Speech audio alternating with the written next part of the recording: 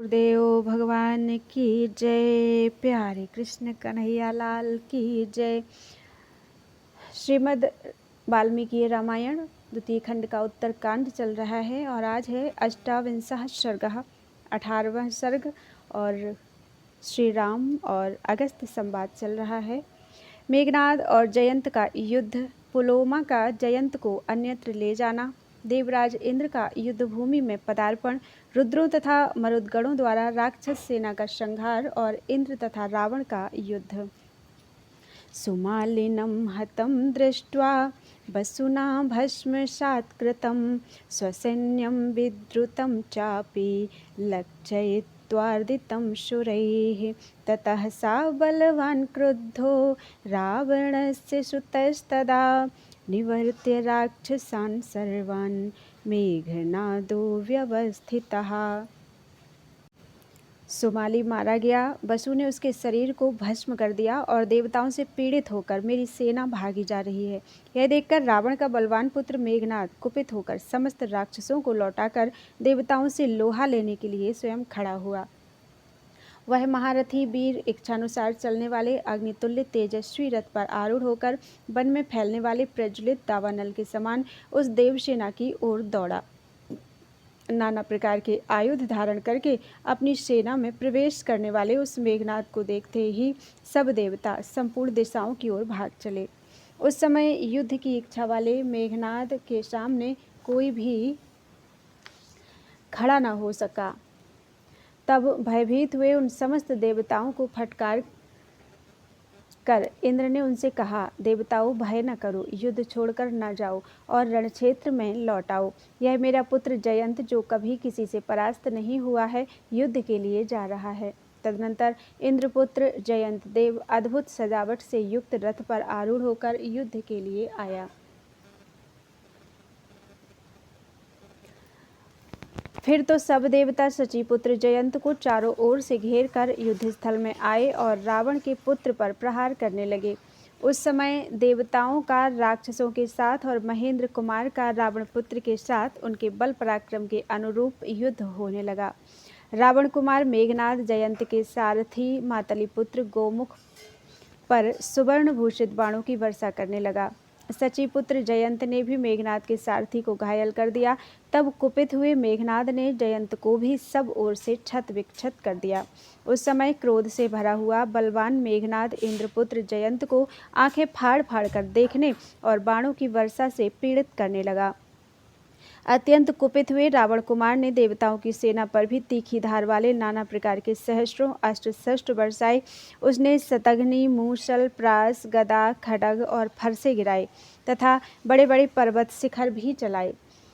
शत्रु सेनाओं के संहार में लगे हुए रावण कुमार की माया से उस समय चारों ओर अंधकार छा गया, अतः समस्त लोक व्यथित हो उठे। तब शची कुमार के चारों ओर खड़ी हुई देवताओं की वह सेना बाणों द्वारा पीड़ित होकर अनेक प्रकार से अस्वस्थ हो गई। राक्षस और देवता आपस में किसी को पहचान न सके। वे जहाँ तहाँ बिखरे हुए चारों ओर चक्कर काटने लगे।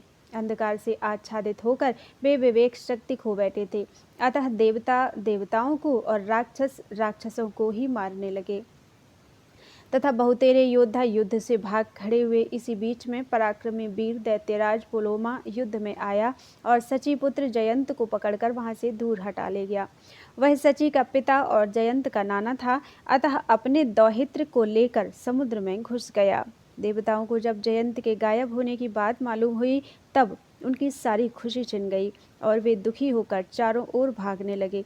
उधर अपनी सेनाओं से घिरे हुए रावण कुमार मेघनाद ने अत्यंत कुपित होकर देवताओं पर धावा किया और बड़े जोर से गर्जना की। पुत्र लापता हो गया और देवताओं की सेना में भगदड़ मच गई है। यह देखकर देवराज इंद्र ने मातली से कहा, मेरा रथ ले आओ। मातली ने एक सजा सजाया महाभयंकर दिव्य एवं विशाल रथ लाकर उपस्थित कर दिया। उसके द्वारा हाँका जाने वाला वह रथ बड़ा ही वेगशाली था। तदनंतर उस रथ पर बिजली से युक्त महाबली मेघ उसके अग्रभाग में वायु से चंचल होकर बड़े जोर जोर से गर्जना करने लगे। देवेश्वर इंद्र के निकलते ही नाना प्रकार के बाजे बज उठे। गंधर्व एकाग्र हो गए और अप्सराओं के समूह नृत्य करने लगे। तत्पश्चात रुद्रों, वसुओं, आदित्यों, अश्विनी कुमारों और मरुदगणों से घिरे हुए देवराज इंद्र नाना प्रकार के अस्त्र शस्त्र साथ लिए पुरी से बाहर निकले। इंद्र के निकलते ही प्रचंड वायु चलने लगी, सूर्य की प्रभा फीकी पड़ गई और आकाश से बड़ी बड़ी उल्काएं गिरने लगी। इसी बीच में प्रतापी वीर दशग्रीव भी विश्वकर्मा के बनाए हुए दिव्य रथ पर सवार हुआ। उस रथ में रोंगटे खड़े कर देने वाले विशालकाय सर्प लिपटे हुए थे। उनकी निश्वास वायु से वह रथ उस युद्ध स्थल में ज्वलित सा जान पड़ता था। दैत्यों और निशाचरों ने उस रथ को सब ओर से घेर रखा था। सम्रांगण की ओर बढ़ता हुआ रावण का वह दिव्य रथ महेंद्र के सामने जा पहुंचा। रावण अपने पुत्र को रोककर स्वयं ही युद्ध के लिए खड़ा हुआ। तब रावण पुत्र मेघनाद युद्ध स्थल से निकलकर चुपचाप अपने रथ पर जा बैठा। फिर तो देवताओं का राक्षसों के साथ घोर युद्ध होने लगा। जल की वर्षा करने वाले मेघों के समान देवता युद्ध स्थल में अस्त्र शस्त्रों की वर्षा करने लगे। राजन दुष्टात्मा कुंभकर्ण नाना प्रकार के अस्त्र शस्त्र लिए किसके साथ युद्ध करता था इसका पता नहीं लगता था। अर्थात मतवाला होने के कारण अपने और पराये सभी सैनिकों के साथ जूझने लगता था। वह अत्यंत कुपित हो दांत, लात, भुजा, हाथ, शक्ति, तोमर और मुग्दर आदि जो ही पाता उसी से देवताओं को पीटता था। वह निशाचर महाभयंकर रुद्रों के साथ भिड़कर घोर युद्ध करने लगा। संग्राम में रुद्रों ने अपने अस्त्र शस्त्रों द्वारा उसे ऐसा छत विक्षत कर दिया था कि उसके शरीर में थोड़ी सी भी जगह बिना घाव के नहीं रह गई थी।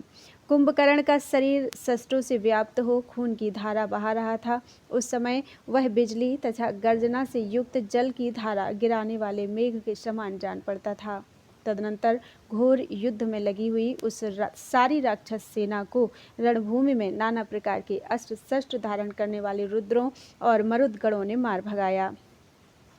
कितने ही निशाचर मारे गए, कितने ही कटकर धरती पर लौटने और छटपटाने लगे और बहुत से राक्षस प्राणहीन हो जाने पर भी उस रणभूमि में अपने वाहनों पर ही चिपटे रहे। कुछ राक्षस रथों, हाथियों, गदहों, ऊंटों, सर्पों, घोड़ों, शिशुमारों, बराहों तथा पिशाच मुख वाहनों को दोनों भुजाओं से पकड़कर उनसे लिपटे हुए निश्चेष्ट हो गए थे। कितने ही जो पहले से मूर्छित होकर पड़े थे मूर्छा दूर होने पर उठे, किंतु देवताओं के शस्त्रों से छिन्न भिन्न हो मौत के मुख में चले गए। प्राणों से हाथ धोकर धरती पर पड़े हुए उन समस्त राक्षसों का इस तरह युद्ध में मारा जाना जादू सा आश्चर्यजनक जान पड़ता था। युद्ध के मुहाने पर खून की नदी बह चली, जिसके भीतर अनेक प्रकार के शस्त्र ग्राहों का भ्रम उत्पन्न करते थे। उस नदी के तट पर चारों ओर गीध और कौवे छा गए थे। इस बीच में प्रतापी दशग्रीव ने जब देखा देवताओं ने हमारे समस्त सैनिकों को मार गिराया है, तब उसके क्रोध की सीमा न रही। वह समुद्र के समान दूर तक फैली हुई देवसेना में घुस गया और सम्रांगण में देवताओं को मारता एवं धराशायी करता हुआ तुरंत ही इंद्र के सामने जा पहुंचा। तब इंद्र ने जोर जोर से टंकार करने वाले अपने विशाल धनुष को खींचा। उसकी टंकार ध्वनि से दसों दिशाएं प्रतिध्वनित हो उठी। उस विशाल धनुष को खींचकर इंद्र ने रावण के मस्तक पर अग्नि और सूर्य के समान तेजस्वी बाण मारे। इसी प्रकार महाबाहु निशाचर दशग्रीव ने भी अपने धनुष से छूटे हुए बाणों की वर्षा से इंद्र को ढक दिया। वे दोनों घोर युद्ध में तत्पर हो जब बाणों की वृष्टि करने लगे, उस समय सब ओर सब कुछ अंधकार से आच्छादित हो गया। किसी को किसी भी वस्तु की पहचान नहीं हो पाती थी।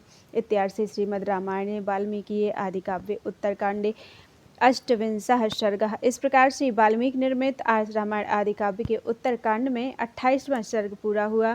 बोलो वृंदावन बिहारी लाल की जय। त्वदीयं वस्तु गोविंदम तुभ्यमेव समर्पितम्।